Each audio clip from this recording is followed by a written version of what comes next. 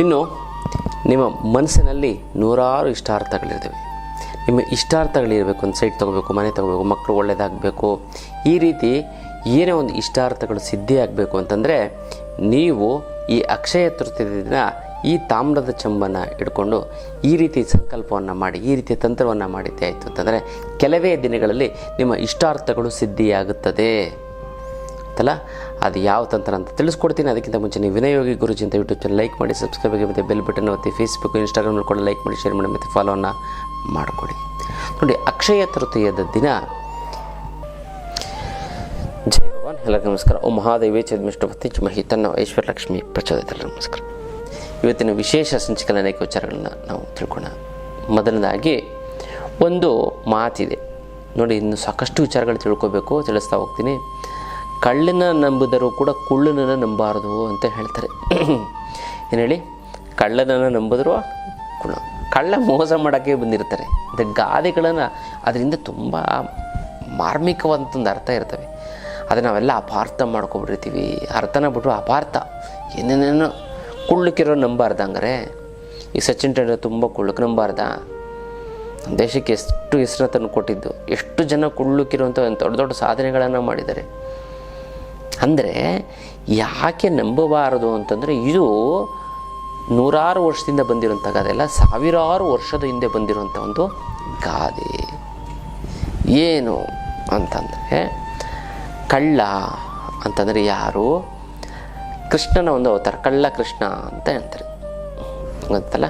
ಕಳ್ಳ ಕೃಷ್ಣ, ಕಳ್ಳನನ್ನು ನಂಬಿದರು. ಕಳ್ಳ ಕೃಷ್ಣ ಅಂತಂದರೆ ಕೃಷ್ಣ ಪರಮಾತ್ಮ ಅಂತಂದರೆ ಈ ಕಳ್ಳ ಕೃಷ್ಣ ಅಂತ ಯಾವಾಗ ನಾವು ಚಿಕ್ಕ ಒಂದು ಇದರಲ್ಲಿದ್ದಾಗ ಒಂದು 2 ಸರಿ ಕೃಷ್ಣನಿಗೆ ಅಪವಾದ ಬಂತು. ಅದು ಚಿಕ್ಕ ಮಗುವಿನಲ್ಲಿದ್ದಾಗ ಮಕ್ಕಳಂದ್ರೆ ಬೆಣ್ಣೆ ಅಂದರೆ ತುಂಬ ಇಷ್ಟ. ಅದನ್ನ ಹೋಗಿ ಕದ್ದು ತಿಂತಾಯಿದ್ದ. ಮತ್ತು ಬೇರೆಯವ್ರ ಮನೇಲಿ ಹೋಗಿ ಬೆಣ್ಣೆ ಮಾಡಿತ್ತು ಅಂತ ಕದ್ದು ತಿಂದ ಮಕ್ಕಳು. ಈ ಚಿಕ್ಕ ಮಕ್ಕಳು ಹೋಗಿ ಬೇರೆಯವ್ರ ತಟ್ಟೆಗೆ ಕೈ ಹಾಕ್ಬಿಟ್ಟು ತಿನ್ನುತ್ತೆ, ಅದೆಲ್ಲ ಕಾಮನ್ನು. ಅದು ಆವಾಗ ಕಳ್ಳ ಕೃಷ್ಣ ಮುದ್ದಾಗಿ ಕರೆಯುವಂಥವ್ರು, ಅದು ಹಂಗೆ ಬಿಟ್ಕೊಂಡು ಮತ್ತು ಅದನ್ನು ಹಾಡುಗಳಲ್ಲಿ ಹೇಳೋರು. ಕಳ್ಳ ಕೃಷ್ಣ, ಕಳ್ಳ ಕೃಷ್ಣ, ಕೃಷ್ಣ ಕಳ್ಳ ಅಂತನ ಅಲ್ಲ, ಗೊತ್ತಾಯ್ತಲ್ಲ? ಕಳ್ಳ ಕೃಷ್ಣ, ಕುಳ್ಳ ಕೃಷ್ಣ ಬಾ ಅಂತ ಈ ಥರದ್ದೇನೋ ಒಂದು ಹಾಡುಗಳೇ ಹೇಳ್ಕೊಂಡು ಯಶೋಧನೆ ನಂದನ, ಬೆಣ್ಣೆ ಕದ್ದ ಕೃಷ್ಣ, ಕಳ್ಳ ಕೃಷ್ಣ, ಇದೆಲ್ಲ ಇದು ಆ ರೀತಿ ಬಂತು ಅಂತ ಒಂದು ಕೃಷ್ಣನ ಕಳ್ಳ ಅಂತ ಕರಿಬಾರ್ದು. ಒಂದು ಚಿಕ್ಕ ಇದೆಲ್ಲ ಅದು ಮಾಡು ಭಾಷೆ, ಅದು ಓಕೆ. ಅದು ಚಿಕ್ಕ ವಯಸ್ಸಲ್ಲಿದ್ದಾಗ ಕಳ್ಳ ಕೃಷ್ಣ ಬಾ, ಬೆಣ್ಣೆ ಕದ್ದ ಕಳ್ಳ ಕೃಷ್ಣ, ಇದೆಲ್ಲ ಓಕೆ. ಆಮೇಲೆ ದೊಡ್ಡವನಾದಮೇಲೆ ಶಮಂತಕ ಮಣಿ ಕದ್ದಾಗ, ಅದು ದೊಡ್ಡ ಕಥೆ ಇದೆ. ಶಮಂತಕ ಮಣಿನ ಒಬ್ಬ ರಾಜ ಹಾಕೊಂಡು ಹೊಟ್ಟೋಗ್ಬಿಡ್ತಾನೆ. ಒಂದು ಏನು ಮಾಡುತ್ತೆ, ಸಿಂಹ ರಾಜನನ್ನು ಸಾಯಿಸಿ ಕಾಡುಗಳು ಬೇಟಾಡಕ್ಕೆ ಹೋಗ್ತಾನೆ. ಬೇಟಾಡಕ್ಕೆ ಹೋದಾಗ ಸಿಂಹ ಏನು ಮಾಡುತ್ತೆ, ಆ ರಾಜನನ್ನು ಸಂಹಾರ ಮಾಡಿ ಆ ಸಿಂಹ ತೊಗೊಂಡಿರುತ್ತೆ. ಅದನ್ನು ಒಂದು ಕರಡಿ ಯುದ್ಧ ಮಾಡಿ ಸಿಂಹದ ಹತ್ರ ಅದು ತೊಗೊಂಡಿರುತ್ತೆ. ಅದು ತನ್ನ ಮಗಳನ್ನು ಹಾಕ್ಕೊಂಡಿರುತ್ತೆ. ಕೃಷ್ಣ ಅದಕ್ಕಿಂತ ಮುಂಚೆ ಇದು ಸೂರ್ಯನಿಂದ ಬಂದಿರುತ್ತೆ ಆ ಶಮಂತಕ ಮಣಿ. ನನಗೆ ಬೇಕು ಅಂತ ಕೇಳಿರ್ತಾನೆ. ಆವಾಗ ಇವ್ರು ಕೊಟ್ಟಿರಲ್ಲ, ನನಗೆ ಕೊಡಲ್ಲ ಅಂತ. ಬಟ್ ಏನು ಅಂತಂದಾಗ ಇದು ಕಾಡಲ್ಲಿ ಹೋದಾಗ ಬೇಟೆ ಆಡೋಕ್ಕೆ ಹೋದಾಗ ಕೃಷ್ಣನೇ ಅದು ರಾಜನನ್ನು ಸಾಯಿಸಿ ಅದು ಆ ಶಮಂತಕ ಮಣ್ಣಿನ ಕದ್ಕೊಂಡು ಬಂದ ಅಂತ ಒಂದು ಅಪವಾದ. ಈ ಅಪವಾದ ಏನಕ್ಕೆ ಬರುತ್ತೆ ಅಂತಂದರೆ, ಈ ವಿನಾಯಕ ಚತುರ್ಥಿ, ಈ ಗಣೇಶನ ಹಬ್ಬದ ದಿನ ಹಾಲಲ್ಲಿ ಚಂದ್ರನ ನೋಡ್ಬಿಡ್ತಾನೆ ಕೃಷ್ಣ. ಆವಾಗ ಆ ಒಂದು ಅಪವಾದ ಬರುತ್ತೆ. ಅದಕ್ಕೋಸ್ಕರ ಈ ಗಣೇಶ ಚತುರ್ಥಿ ದಿನ ಯಾವುದೇ ಕಾರಣಕ್ಕೂ ಚಂದ್ರನ ನೋಡಬಾರದು ಅಂತ ಹೇಳ್ತಾರೆ ಅಲ್ವಾ? ಆ ಒಂದು ಅಪವಾದ ಬಂದಿರುತ್ತೆ. ಆ ಒಂದು ಅಪವಾದ ಏನಾಗುತ್ತೆ, ಈ ರೀತಿ ಆವಾಗ ಏನು ಮಾಡುತ್ತೆ, ಎಲ್ಲ ಕೃಷ್ಣನೇ ಕದ್ದಿದ್ದು, ಕಳ್ಳ ಕೃಷ್ಣ ಅಂತ ಅಪವಾದ, ನೀನೇ ಕದ್ದಿದ್ಯಾ ಅಂತ ಅಪವಾದ ಬರುತ್ತೆ. ಆವಾಗ ಕಳ್ಳ ಕೃಷ್ಣ ಅಂತ ಒಂದು ಬರುತ್ತೆ. ಅದು ಅಪವಾದ ಅಷ್ಟೇ, ಅಂದರೆ ಕೃಷ್ಣ ಕಳ್ಳ ಅಲ್ಲ.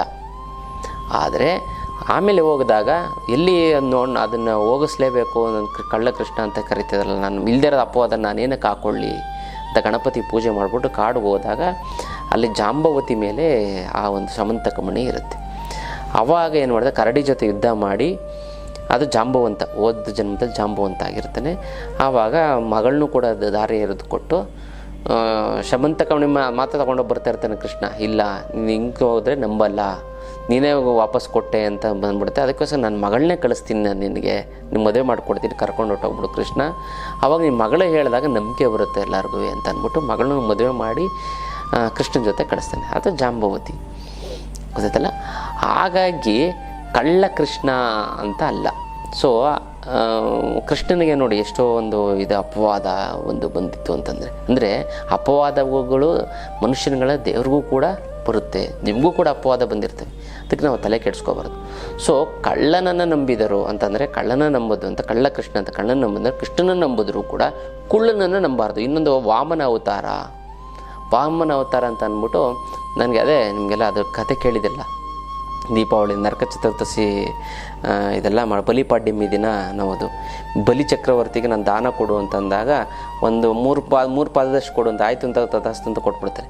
ಆಮೇಲೆ ಒಂದು ಪಾದನ ಮೇಲ್ಗಡೆ ಇಡ್ತಾನೆ ದೇವರು, ಆಕಾಶ ಫುಲ್ ಅವರ್ಸೋದು, ಒಂದು ಭೂಮಿ ಮೇಲೆ ಇಡ್ತಾನೆ, ಇನ್ನೊಂದು ಎಲ್ಲಿನ ನನ್ನ ತಲೆ ಮೇಲೆ ಇಡಲಿ. ಅದಕ್ಕೋಸ್ಕರ ಇದನ್ನು ಏನು ಅಂತಂದರೆ ಅವರು ಗುರುಗಳೇ ಹೇಳಿರ್ತಾರೆ ಬಲಿ ಚಕ್ರವರ್ತಿಗೆ, ಶುಕ್ರಾಚಾರ್ಯರು, ನಾವು ಕುಳ್ಳನನ್ನು ನಂಬೇಡ ಅಂತ. ಅದು ವಾಡಿಕೆಯಾಗಿ ಬಂದ್ಬಿಟ್ಟಿದೆ ನೋಡಿ. ಎಷ್ಟು ಗಾರ್ದು ನೀವು ಒಂದು ಚೂರು ಹೇಳ್ತು ಅಂತಂದರೆ, ನಾನು ಮಹಾಭಾರತವನ್ನು ಸಂಪೂರ್ಣವಾಗಿ ನಾನು ಎಲ್ಲ ಒಂದು ಸಿಚುವೇಶನ್ಗೂ ಕೂಡ ನಮ್ಗೆ ಅನ್ವಯ ಆಗುತ್ತೆ ಅದು. ಯಾಕೆ ನಾನು ಕಂಪೇರ್ ಮಾಡಿ ತೋರಿಸ್ತೀನಿ. ನಾನು ಮಹಾಭಾರತದ ಪ್ರತಿಯೊಂದು ಶ್ಲೋಕನೂ ಕೂಡ ಪ್ರತಿನಿತ್ಯದ ಜೀವನ, ನೀವು ಎಂಥ ಬರಲಿ ಫಾರಿನರ್ಸ್ ಆಗಲಿ, ಅದು ನಮ್ಗೆ ಅನ್ವಯ ಆಗೇ ಆಗುತ್ತೆ. ಅದನ್ನು ತಿಳ್ಕೊಬೇಕು ಅಂದ್ರೆ ಒಂದು ಜನ್ಮ ಸಾಕಾಗಲ್ಲ. ನಮ್ಮ ಸನಾತನ ಧರ್ಮ, ನಮ್ಮ ಹಿಂದುತ್ವವನ್ನು ನಾವು ತಿಳ್ಕೊಬೇಕು ಅಂತಂದರೆ, ಸನಾತನ ಧರ್ಮದ ಬಗ್ಗೆ ನಾವು ತಿಳ್ಕೊಬೇಕು, ಒಂದು ಜನ್ಮ ಸಾಲಲ್ಲ. ಅಷ್ಟೊಂದು ವಿಚಾರ ಇದ್ದಾವೆ. ಇರಲಿ, ವಿಡಿಯೋ ಉದ್ದ ಆಗ್ತಾ ಬರುತ್ತೆ. ಅದಕ್ಕೋಸ್ಕರ ಹಾಗಾಗಿ ಬಂತು. ಅಥವಾ ನೀವು ಕುಳ್ಳಕ್ಕಿರ್ತಾರೆ ಅವ್ರು ನಂಬಾರ್ದು ಅಂತ ಅಲ್ಲ, ಗೊತ್ತಲ್ಲ. ಹಾಗಾಗಿ ಇದೊಂದು ವಿಚಾರ ತಿಳ್ಕೊಳ್ಳಿ, ತುಂಬ ಚೆನ್ನಾಗತ್ತೆ, ಒಳ್ಳೆಯದಾಗ್ತಾ ಬರುತ್ತೆ. ಇದು ವಿಚಾರ. ಇನ್ನು ಆಧ್ಯಾತ್ಮ ಪಯಣ. ಈ ಆಧ್ಯಾತ್ಮ ಪಯಣದಲ್ಲಿ ಪ್ರತಿ ತಿಂಗಳು ಒಂದಲ್ಲ ಒಂದು ಪುಣ್ಯಕ್ಷೇತ್ರಗಳ ದರ್ಶನವನ್ನು ನಾನು ಮಾಡಿಸ್ತಾ ಹೋಗ್ತಾ ಇರ್ತೀನಿ. ಖಂಡಿತವಾಗ್ಲೂ ಕೂಡ ಇದಕ್ಕೆ ನೀವು ಭಾಗಿಯಾಗಿ ಕರ್ಮ ಕಳ್ಕೊಳ್ಳೋದಕ್ಕೋಸ್ಕರ ಈ ಒಂದು ಅದ್ಭುತವಾದಂಥ ಒಂದು ಪುಣ್ಯಕ್ಷೇತ್ರ ದರ್ಶನವನ್ನು ಮಾಡ್ತೀವಿ. ಪ್ರತಿ ತಿಂಗಳು ಪುಣ್ಯಕ್ಷೇತ್ರ, ಈ ಕೇರಳ ಅನಂತ ಪದ್ಮನಾಭ, ಗುರುವಾಯೂರು, ಮತ್ತು ಮುಂದಿನ ತಿಂಗಳು ಈ ಪುರಿ ಜಗನ್ನಾಥ, ಅದರ ಮುಂದಿನ ತಿಂಗಳು ಕಾಮಾಖ್ಯ, ಅದರ ಮುಂದಿನ ತಿಂಗಳು ಕಾಶಿ ಮತ್ತು ಅಯೋಧ್ಯ. ಈ ಥರ ಪ್ರತಿ ತಿಂಗಳು ಅದ್ಭುತವಾದಂಥ ಒಂದು ಆಧ್ಯಾತ್ಮ ಪಯಣ ಇರುತ್ತೆ. ಈ ಫ್ಲೈಟು ಮತ್ತು ಊಟ ತಿಂಡಿ ವ್ಯವಸ್ಥೆ, A C room, A C bus ಎಲ್ಲವೂ ಕೂಡ ಅದ್ಭುತವಾಗಿ ವ್ಯವಸ್ಥೆ ಆಗ್ತಾಯಿದೆ. ಖಂಡಿತವಾಗ್ಲೂ ಕೂಡ ಈ ಒಂದು ಆಧ್ಯಾತ್ಮ ಪಯಣಕ್ಕೆ ನೀವೆಲ್ಲ ಭಾಗಿಯಾಗಿ ಹೆಸರನ್ನು ಬರೆಸಿ ಒಂದಲ್ಲ ಒಂದು ಆಧ್ಯಾತ್ಮ ಪಯಣ. ಜೀವನದಲ್ಲಿ ಜಂಜಾಟ ಅನ್ನುವಂಥದ್ದಿದೆ, ಸಂಸಾರ ಅನ್ನುವಂಥ ಗೋಡು ನಿತ್ಯ ನರಕ, ಈ ಒಂದು ಲೌಕಿಕ ಬದುಕೋ ಒಂದು ನರಕ. ಆ ನರಕದಿಂದ ಹೊರಗಡೆ ಬರೋದಕ್ಕೋಸ್ಕರ ಭಗವಂತ ನೋಡೋಕ್ಕೆ ನಾವು ಸ್ವರ್ಗಕ್ಕೆ ಹೋಗೋಕ್ಕಾಗಲ್ಲ, ಅಟ್ಲೀಸ್ಟ್ ಪುಣ್ಯಕ್ಷೇತ್ರಗಳನ್ನಾರು ನೋಡಿ ಆ ಸ್ವರ್ಗದ ಒಂದು ಅನುಭವವನ್ನು ನಾವು ಮಾಡ್ಬೋದಲ್ವ. ಅಂಥ ಒಂದು ಪುಣ್ಯಕ್ಷೇತ್ರಕ್ಕೆ ನೀವೆಲ್ಲ ಭೇಟಿ ಕೊಡಿ ಗುರುಗಳ ಮುಖಾಂತರ. ಅದರಲ್ಲಿ ಏನು ಮಾಡ್ತೀವಿ, ವಿಶೇಷವಾಗಿ ನಾವು ಯಂತ್ರ ಮಂತ್ರ ತಂತ್ರ ಎಲ್ಲವನ್ನು ಕೂಡ ಯಾವ ರೀತಿ ಸಂಕಲ್ಪ ಮಾಡಬೇಕು ಎಲ್ಲವನ್ನು ಕೂಡ ನಾವು ಮಾಡಿಸ್ತಾ ಇರ್ತೀವಿ. ಹಾಗಾಗಿ ಆ ಒಂದು ಪುಣ್ಯಕ್ಷೇತ್ರವನ್ನು ದರ್ಶನವನ್ನು ಮಾಡಿಕೊಳ್ಳಿ, ಹೆಸರನ್ನ ಬರೆಸಿ. ಒಂದು ವಾಟ್ಸಪ್ ಗ್ರೂಪಲ್ಲಿ ನೀವು ಇತ್ತು ಅಂತಂದರೆ ಯಾವುದಾದ್ರು ಒಂದು ನಾವು ಎಲ್ಲೆಲ್ಲಿ ಹೋಗ್ತಾಯಿದ್ದು ನಾವು ಆಗ್ತಾ ಇರ್ತೀವಿ, ಅದಕ್ಕೆ ನೀವು ಬರ್ಬೋದು. ಆಧ್ಯಾತ್ಮ ಪಯಣ ಮಾಡಿ, ಜೊತೆಗೆ ದೇವರ ಒಂದು ಸಾಕ್ಷಾತ್ಕಾರವನ್ನು ಪಡೀರಿ. ಇನ್ನು ಜ್ಞಾಪಕ ಶಕ್ತಿ ಭಾಳಷ್ಟು ಜನಗಳಿಗೆ ಏನಂತ ನೆನಪುಗಳು ಮರೆತೋಗಲ್ಲ. ತುಂಬ ಕೆಲಸ ಮಾಡ್ಕೋಬೇಕು ಅಂತ ಅಂದ್ಕೊಂಡಿದ್ದೆ, ನೀವು ಯಾವ ಕೆಲಸನೂ ಮಾಡೋದೇ ಇಲ್ಲ. ಯಾಕೆ ಅಂತ ಮರೆತು ಹೋಗುತ್ತೆ. ಯಾಕೆ ಅಂತ ಮನಸ್ಸು ಡೈವರ್ಷನ್ ಆಗಿರ್ತದೆ. ಮನಸ್ಸು ಡೈವರ್ಷನ್ ಏನಕ್ಕೆ ಆಗುತ್ತೆ ಅಂದರೆ 28 ಕೆಲಸಗಳನ್ನು ನೀವು ಮಾಡ್ತೀರಾ. ಆದರೂ ಪ್ರತಿನಿತ್ಯ ಕೆಲವೊಂದಾರು ಕೆಲಸ ನಿದ್ದೆ, ಎಷ್ಟೇ ಟೆನ್ಷನ್ ಇರಲಿ, ಎಷ್ಟೇ ಬ್ಯುಸಿ ಇರಲಿ, ಅದಕ್ಕೆ ನೀವು ಟೈಮ್ ಕೊಡ್ತೀವಿ. ಯಾವುದಕ್ಕೆ? ಊಟಕ್ಕೆ ನಂಬರ್ 1, ನಂಬರ್ 2 ಸ್ನಾನಕ್ಕೆ, ನಂಬರ್ 3 ನೀವು ದಿನನಿತ್ಯ ಏನು ಪಾಪಕರ್ಮಗಳು ಏನಂತೀವಿ ನಾವು, ಲೆಟ್ರಿನ್ಗೆ ಹೋಗುವಂಥದ್ದು, ಮತ್ತು ಸ್ನಾನ ಮಾಡೋವಂಥದ್ದು, ಮೋಷನ್ಗೆ ಒಯ್ಯುವಂಥದ್ದು, ಇದೆಲ್ಲವನ್ನು ಕೂಡ ನಾವು ಮಾಡೇ ಮಾಡ್ತೀವಿ. ಎಷ್ಟೇ ಬ್ಯುಸಿ ಇದ್ರು ಊಟ ತಿಂಡಿ ಮಾಡೇ ಮಾಡ್ತೀವಿ, ನಿದ್ದೆ ಮಾಡೇ ಮಾಡ್ತೀವಿ, ಮತ್ತು ಮಲ್ಕೋತೀವಿ, ರೆಸ್ಟಾರು ಮಾಡೇ ಮಾಡ್ತೀವಿ. ಸೊ ಹಾಗಾಗಿ ಈ ಒಂದು ವಿಚಾರವನ್ನು ನೀವು ತಿಳ್ಕೊಳ್ಳಿ. ಅದಕ್ಕೋಸ್ಕರ ನೀವು ನಿದ್ರೆ ಚೆನ್ನಾಗಿ ಮಾಡಬೇಕು.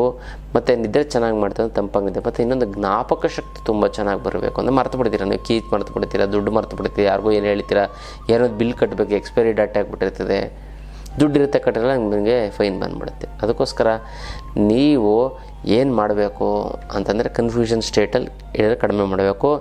ಆಕಾಶ ಮುದ್ರೆನ ಮಾಡಿ, ನಿಮಗೆ ಜ್ಞಾಪಕ ಶಕ್ತಿ ತುಂಬ ಚೆನ್ನಾಗಿ ಬರುತ್ತೆ. ನೋಡಿ, ಹೆಬ್ಬೆರಳು ಪ್ಲಸ್ ಮಧ್ಯದ ಬೆರಳು, ತೋರು ಬೆರಳು, ಉಂಗುರದ ಬೆರಳು, ಕಿರುಬೆರಳು ನೇರವಾಗಿರುವಂತೆ ಎಚ್ಚರ ವಹಿಸಬೇಕು. ಇದು ಆಕಾಶ ಮುದ್ರೆ. ಈ ಆಕಾಶ ಮುದ್ರೆನ 20 ನಿಮಿಷಗಳ ಕಾಲ ಮಾಡಿ, ತುಂಬ ಚೆನ್ನಾಗುತ್ತೆ, ತುಂಬ ಒಳ್ಳೆಯದಾಗ್ತಾ ಬರುತ್ತೆ. ಗೊತ್ತಲ್ಲ, ಒಳ್ಳೆ ಜ್ಞಾಪಕ ಶಕ್ತಿ ಬರುತ್ತೆ, ನೆನಪಿನ ಶಕ್ತಿ ಬರುತ್ತೆ, ಫಸ್ಟ್ ಕ್ಲಾಸ್ ಆಗುತ್ತೆ ಅಂತಲ್ಲ. ಇದು ವಿಶೇಷವಾದಂಥದ್ದು ಮುದ್ರೆಯ ವಿಚಾರ.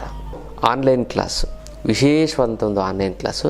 ಈ ಒಂದು ಆನ್ಲೈನ್ ಕ್ಲಾಸಲ್ಲಿ ಏನಿದೆ ಅಂತಂದರೆ, ನಿಮ್ಗೆ ಜೀವನದಲ್ಲಿ ಯಾವ ರೀತಿ ಬದುಕಬೇಕು, ಮತ್ತು ಜನವಶೀಕರಣ, ಧನವಶೀಕರಣ, ಇರುವಂತಹ ದುಡ್ಡನ್ನು ಫಸ್ಟ್ ದುಡ್ಡು ಬರೋಗೆ ಏನು ಮಾಡಬೇಕು, ಮತ್ತು ಇರುವಂಥ ದುಡ್ಡನ್ನು 10 ರೂಪಾಯಿನ 100 ರೂಪಾಯಿ, 100 ರೂಪಾಯಿಂದ 1000 ರೂಪಾಯಿ, 1000 ರೂಪಾಯಿಂದ 1,00,000 ರೂಪಾಯಿ ಹೇಗೆ ಮಾಡುವಂಥದ್ದು, ದುಡ್ಡನ್ನು ಯಾವ ರೀತಿ ಬಳಸಬೇಕು, ಯಾವ ರೀತಿ ಉಳಿಸ್ಬೇಕು, ಮತ್ತು ಯಾವ ರೀತಿ ಗಳಿಸ್ಬೇಕು, ಜನರನ್ನು ಕೂಡ ಯಾವ ರೀತಿ ಉಳಿಸ್ಕೋಬೇಕು, ಮತ್ತು ತುಂಬ ಜನ ಫ್ರೆಂಡ್ಸ್ ಇತ್ತು ಅಂತಂದರೆ ನಿಮಗೆ ಕೋಟಿ ರೂಪಾಯಿ ಇದ್ದಂಗೆ ಯಾರೋ ಸಹಾಯ ಮಾಡ್ತಾರೆ.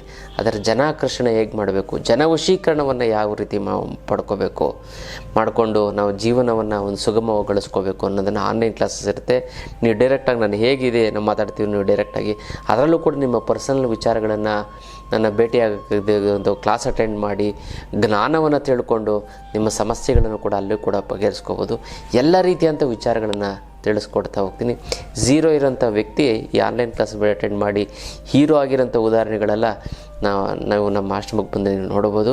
ಅಂಥ ಒಂದು ಅದ್ಭುತವಾದಂಥ ಒಂದು ಆನ್ಲೈನ್ ಕ್ಲಾಸು ಜನ ಮತ್ತು ಧನವಶೀಕರಣ. ಇದಕ್ಕೂ ಕೂಡ ನೀವು ಹೆಸರನ್ನು ಬರೆಸಿ ಈ ಒಂದು ಕ್ಲಾಸಸನ್ನು ಕೂಡ ನೀವು ಅಟೆಂಡ್ ಮಾಡಬಹುದು. ಇದು ವಿಶೇಷವಾದಂಥ ಒಂದು ಆನ್ಲೈನ್ ಕ್ಲಾಸು, ಎಲ್ಲರಿಗೂ ಕೂಡ ಅಷ್ಟು ಸುಲಭವಾಗಿ ಸಿಗೋದಿಲ್ಲ. ಹಾಗೆ ಈ ಒಂದು ಆನ್ಲೈನ್ ಕ್ಲಾಸನ್ನು ನೀವು ಜಾಯಿನ್ ಮಾಡಿ ಅಂತ ನಾನು ತಿಳಿಸ್ಕೊಡ್ತೀನಿ. ನೀವೇನು ಮಾಡಬೇಕು ಅಂತಂದರೆ ಏನಿಲ್ಲ, ಸಿಂಪಲ್ಲಾಗಿ ಒಂದು ತಾಮ್ರದ ಚೊಂಬನ್ನು ತೆಗೆದುಕೊಳ್ಳಿ. ಈ ತಾಮ್ರದ ಚೊಂಬನ್ನು ತೆಗೆದುಕೊಂಡು ನೀವೇನು ಮಾಡಿ ಅಂತಂದರೆ ಹಾಲನ್ನು ಹಾಕಬೇಕು, ಗೊತ್ತಲ್ಲ, ಮತ್ತು ಗೋಮೂತ್ರವನ್ನು ಹಾಕಿ ಸ್ವಲ್ಪ ಗೊತ್ತಲ್ಲ, ಒಂದು 3 ಚಮಚ 4 ಚಮಚ ಹಾಲು ಮಾತ್ರ ಒಂದು 1/4 ಭಾಗದಷ್ಟು ಇರಬೇಕು. ಗೋಮೂತ್ರವನ್ನು ಹಾಕಿ ಮತ್ತು ಅರಿಶಿಣವನ್ನು ಸ್ವಲ್ಪ ಇಷ್ಟು ಅರಿಶಿಣವನ್ನು ಹಾಕಿ, ಅದಾದ ನಂತರ ತುಳಸಿ ಎಲೆಯನ್ನು ಹಾಕಿ ಮತ್ತು ಗುಲಗಂಜಿಯನ್ನು ಹಾಕಿ ಅದರೊಳಗಡೆ ಅದನ್ನು ಹಾಕಬೇಕು. ನೋಡಿ, ಇದನ್ನು ಹಾಕಿದ ನಂತರ ನೀವೇನು ಮಾಡಬೇಕು ಅಂತಂದರೆ ಏನಿಲ್ಲ, ತುಂಬ ಸರಳವಾಗಿರುವಂಥದ್ದು. ಆ ಒಂದು ಚೊಂಬನ್ನು ತೆಗೆದುಕೊಂಡು ನೀವು ಹಣೆಗೆ ಹಿಂಗೆ ತಾಗಿಸ್ಬೇಕು. ತಾಗಿಸ್ಕೊಂಡು 21 ಬಾರಿ ಅಂದರೆ 21 ಬಾರಿ 48 ಬಾರಿ ಅದನ್ನು ಹಣೆಗೆ ತಾಗಿಸ್ಕೊಂಡು ಹಂಗೆ ನಿಮ್ಮ ಇಷ್ಟಾರ್ಥಗಳನ್ನು ಅದಕ್ಕೆ ಹೇಳಬೇಕು. ಅಂದರೆ ಕೇಳ್ಕೊತಾ ಇರಬೇಕು ಮನಸ್ಸಲ್ಲಿ, ನಂಗೆ ಸೈಟ್ ತೊಗೊಳಂಗಾಗಲಿ, ಅಥವಾ ಮನೆ ಕಟ್ಟಂಗಾಗಲಿ, ಅಥವಾ ದುಡ್ಡು ಬರಲಿ, ಇಂಥ ಪ್ರಾಜೆಕ್ಟ್ ಕೆಲಸ ಆಗಲಿ, ಹಿಂಗೆ ಇಟ್ಕೊಂಡು ನಮ್ಮ ಮಕ್ಳಿಗೆ ಮದುವೆ ಆಗಲಿ, ನಮ್ಮ ಮಕ್ಳಿಗೆ ಕೆಲಸ ಸಿಗಲಿ, ಹಿಂಗೆ ಇದು ಚೊಂಬು ಹಣೆಗೆ ತಾಗಿರಬೇಕು. ಅದು ಆ ಚೊಂಬು 21 ಸರಿ ಅಂದರೆ 21 ಸರಿ, 48 ಸರಿ ಅಂದರೆ ಎಷ್ಟು ಸರಿ ನೀವು ಮಾಡ್ಕೋತೆ ಅಷ್ಟು ಒಳ್ಳೆಯದು. 108 ಸರಿ ನಿಮ್ಮ ಇಷ್ಟಾರ್ಥಗಳನ್ನು ನೀವು ಕೇಳ್ಕೋಬೇಕು. ಒಂದು ಇಷ್ಟಾರ್ಥ ಕೇಳಿ, ಹಲವಾರು ಯೂನಿವರ್ಸ್ಗೆ ಕನ್ಫ್ಯೂಷನ್ ಆಗಬಾರ್ದು, ಗೊತ್ತಲ್ಲ. ನೀವು ಹಲವಾರು ಆಲೋಚನೆಗಳನ್ನು ಬೇಡ. ಇನ್ನು ಬರಬೇಕಾಗಿರೋ ದುಡ್ಡು ಬರ್ತಾ ಇಲ್ಲ ಅಂತಂದರೆ, ಕೊಡೋರಿಗೆ ಕೊಡೋಕ್ಕಾಗ್ತಾ ಇಲ್ಲ ಅಂದರೆ, ಸಿಕ್ಕಾಪಟ್ಟೆ ಸಾಲ ಆಗಿತ್ತು ಅಂದರೆ, ಗುರುಗಳೇ ದುಡ್ಡು ನೀರು ಥರ ಖರ್ಚಾಗ್ತಾ ಇದೆ, ಎಲ್ಲಿ ಹೋಗ್ತಾ ಇದೆ ಎಲ್ಲಿ ಬರ್ತಾ ಇದೆ ಗೊತ್ತೇ ಆಗ್ತಾಯಿಲ್ಲ ಅನ್ನೋಂಥವ್ರಿಗೆ ಏಕೈಕ ರಾಮಬಾಣ ಅಂದರೆ ಅಷ್ಟಲಕ್ಷ್ಮಿ ಯಂತ್ರ. ಈ ಅಷ್ಟಲಕ್ಷ್ಮಿ ಯಂತ್ರವನ್ನು ಮನೆಯಲ್ಲಿ ಪ್ರತಿಷ್ಠಾಪನೆ ಮಾಡಿದ್ದೇ ಆಯಿತು ಅಂದರೆ ಅದೆಂಥದ್ದೇ ಹಣಕಾಸಿನ ಸಮಸ್ಯೆ ಇದ್ದರೂ ಸಂಪೂರ್ಣವಾಗಿ ನಿವಾರಣೆ ಆಗಿಬಿಡುತ್ತೆ. ಸಾಲ ಸೋಲಗಳೆಲ್ಲ ಸಂಪೂರ್ಣವಾಗಿ ತೀರೋಗುತ್ತೆ. 6 ತಿಂಗಳಲ್ಲಿ ಅದೆಂಥದ್ದೇ ಸಾಲ ಇದ್ದರೂ ಕೂಡ ತೀರೋಗುತ್ತೆ. ಬೇಡ 1 ವರ್ಷ ತೊಗೊಳ್ಳಿ ಬಿಡಿ, ಬೇಡ 1 ವರ್ಷದಲ್ಲಿ ಒಂದು ಅರ್ಧ ತೀರೋದ್ರೂ ನೀವು ಎಷ್ಟೊಂದು ನಿರಾಳತೆ ಬಂದುಬಿಡ್ತದೆ, ಗೊತ್ತಲ್ಲ. ಈ ಒಂದು ಯಂತ್ರಕ್ಕೆ ಮುಟ್ಟು ಕಟ್ಟು ಚಟ್ಟು ಮಡಿ ಮೇಲಿಗೆ ಸೂತ್ಕ ಗೀತ್ಕ ವೆಜ್ಜು ನಾನ್ ವೆಜ್ಜು ಜಾತಿ ಗೀತಿ ದಿಕ್ಕು ಗೀಕು ಆ ಥರದ್ದು ಏನಿಲ್ಲ. ಇಟ್ಟ ಕೆಲಸ ದೇವ್ರ ಮಲ್ಲಾರು ಇಡ್ಬೋದು, ಬೀರ್ನಲ್ಲಾರು ಇಡ್ಬೋದು. ಪ್ರತಿದಿನ ಪೂಜೆ ಮಾಡಲೇಬೇಕು ಅಂತ ಏನಿಲ್ಲ, ಪೂಜೆ ಮಾಡಲಿಲ್ಲ ಅಂತಂದ್ರೂ ಕೂಡ ನಡೆಯುತ್ತೆ. ಜೊತೆಗೆ ಇದು ಕರ್ಮ ಕಳೆದಿದ್ರೆ ಮಾತ್ರ ತೊಗೊಳಕ್ಕಾಗೋದು, ಎಲ್ಲರ ಕೈಲೂ ಅಷ್ಟು ಸುಲಭವಾಗಿ ಬರೋದಿಲ್ಲ. ಸಂಕಲ್ಪ ಮಾಡ್ಕೊಳ್ಳಿ, 10 ರಿಂದ 20 ಬಾರಿ ಸಂಕಲ್ಪ ಮಾಡಿಕೊಂಡ್ರೆ ಅದು ಹೇಗೋ ನಿಮ್ಮ ಮನೆ ಒಳಗಡೆ ಬರ್ತದೆ. ಸಾಕ್ಷಾತ್ ಮಹಾಲಕ್ಷ್ಮಿ ಯಂತ್ರದ ಮೂಲಕ ನಿಮ್ಮ ಮನೆಗೆ ಬಂದು ಸ್ಥಿರವಾಗಿ ನಿಲ್ತಾಳೆ. ಇನ್ನು ಈ ಅಷ್ಟಲಕ್ಷ್ಮಿ ಯಂತ್ರ ನಿಮ್ಮ ಮನೇಲಿ ಇತ್ತು ಅಂತಂದರೆ ಯಾವುದೇ ಕಾರಣಕ್ಕೂ ನೀವು ತಲೆ ಕೆಡಿಸ್ಕೊಳಕ್ಕೆ ಹೋಗ್ಬೇಡಿ. ಹಣಕಾಸಿನ ನೀವು ಮರೆತು ಬಿಡಿ, ಬೇರೆ ಬಗ್ಗೆ ನೀವು ಯೋಚನೆ ಮಾಡಿ. ಅಂಥ ಒಂದು ಅದ್ಭುತವಾದ ಒಂದು ಶಕ್ತಿ ಗಿಡಮೂಲಿಕೆಗಳನ್ನೆಲ್ಲ ಕುಟ್ಟಿ ಪುಡಿ ಮಾಡಿ ಅರೆದು ಒಣಗಿಸಿ ಭಸ್ಮ ಮಾಡಿ ಈ ಒಂದು ಯಂತ್ರನ ಪ್ರಾಣ ಪ್ರತಿಷ್ಠಾಪನೆ ಮಾಡಿ ಶಕ್ತಿ ತುಂಬಿ ಇಟ್ಟಿರುವಂಥ ಒಂದು ಯಂತ್ರ. ಈ ಯಂತ್ರವನ್ನು ನೀವು ಪ್ರತಿಷ್ಠಾಪನೆ ಮಾಡಿ ನಿಮ್ಮ ಹಣಕಾಸಿನ ಸಮಸ್ಯೆಯ ಸಂಪೂರ್ಣ ನಿವಾರಣೆನ ನೀವೇ ನೋಡ್ತೀರ. ಹಾಗಾಗಿ ಇದನ್ನು ಇನ್ನು ಅತ್ಯದ್ಭುತವಾದಂಥ ಒಂದು ಅಷ್ಟಲಕ್ಷ್ಮಿ ಯಂತ್ರದ ವಿಚಾರ. ಒಂದು ಇಷ್ಟಾರ್ಥಗಳು ಬೇಡ, ಒಂದು ಇಷ್ಟಾರ್ಥವನ್ನು 21 ಸರಿ 48 ಸರಿ ಒಂದು 48 ಸರಿ ಅಂದರೆ ಒಂದು ಮಂಡಲ ಆಗುತ್ತೆ. ಅದನ್ನು ನೀವು ಕೇಳಿಕೊಂಡು ನೀವು ಆ ಚೊಂಬನ ಇಟ್ಟು ಆ ಅಕ್ಷಯ ತೃತೀಯ ದಿನ ನೀವು ಭಕ್ತಿಯಿಂದ ಪೂಜೆ ಮಾಡಿ. ನೆಕ್ಸ್ಟ್ ದಿನ ನೀವೇನು ಮಾಡಿ ಅಂತಂದರೆ ಅದನ್ನು ಗಿಡಕ್ಕೆ ಚೆಲ್ಲಿ ತಾಮ್ರ ಚೊಂಬನ ಇಟ್ಕೊಳ್ಳಿ. ನೋಡಿ ಯಾವ ರೀತಿ ಇಷ್ಟಾರ್ಥ ಸಿದ್ಧಿ ಆಗುತ್ತೆ ಅಂದರೆ ಕೆಲವೇ ದಿನಗಳಲ್ಲಿ, ಗೊತ್ತಲ್ಲ, ವರ್ಷಗಳು ಬೇಕಾದರೆ ಕೆಲವೇ ದಿನಗಳಲ್ಲಿ ನಿಮ್ಮ ಮಿರಾಕಲ್ ಥರ ನಿಮ್ಮ ಇಷ್ಟಾರ್ಥಗಳು ಈಡೇರಿಬಿಡುತ್ತೆ, ಗೊತ್ತಲ್ಲ. ಅದಕ್ಕೋಸ್ಕರ ಈ ತಂತ್ರವನ್ನು ಮಾಡ್ಕೊಳ್ಳಿ, ತುಂಬ ಚೆನ್ನಾಗುತ್ತೆ, ತುಂಬ ಒಳ್ಳೆಯದಾಗ್ತಾ ಬರುತ್ತೆ ಅಲ್ಲ. ಇದು ವಿಶೇಷವಾದಂಥ ಒಂದು ತಂತ್ರದ ವಿಚಾರ. ಮತ್ತು ಯಾರ್ಯಾರಿಗೆ ಇಷ್ಟಾರ್ಥ ಸಿದ್ಧಿ ಆಗಬೇಕು ಅಂತ ಅಂದ್ಕೊಂಡಿದ್ದೀರೋ ಅವರು ನಿಮ್ಮ ಹೆಸರನ್ನ ಕಮೆಂಟ್ ಮಾಡಿ. ಅಮ್ಮ ಮಹಾಲಕ್ಷ್ಮಿ ನಿನ್ನ ಆಶೀರ್ವಾದ ಸದಾ ನನ್ನ ಮೇಲೆ ಇರುತ್ತೆ, ಶತಕೋಟಿ ನಮಸ್ಕಾರ ಅಂತ ಕಮೆಂಟ್ ಮಾಡಿ ಕಳಿಸಿ. ನಾನು ಸಂಕಲ್ಪವನ್ನು ಮಾಡ್ತೀನಿ, ತಂತ್ರವನ್ನು ಮಾಡಿ ಒಂದಕ್ಕೊಂದು ಸೇರಿ ತುಂಬ ಚೆನ್ನಾಗುತ್ತೆ, ಒಳ್ಳೆಯದಾಗ್ತಾ ಬರುತ್ತೆ. ಇದು ವಿಶೇಷವಾದಂಥ ಒಂದು ತಂತ್ರದ ವಿಚಾರ. ಇಷ್ಟು ವಿಚಾರ ತಿಳ್ಕೊಳ್ಳೋಣ ಮುಂದಿನ ಸಂಚಿಕೆಯಲ್ಲಿ. ಅಲ್ಲಿವರೆಗೂ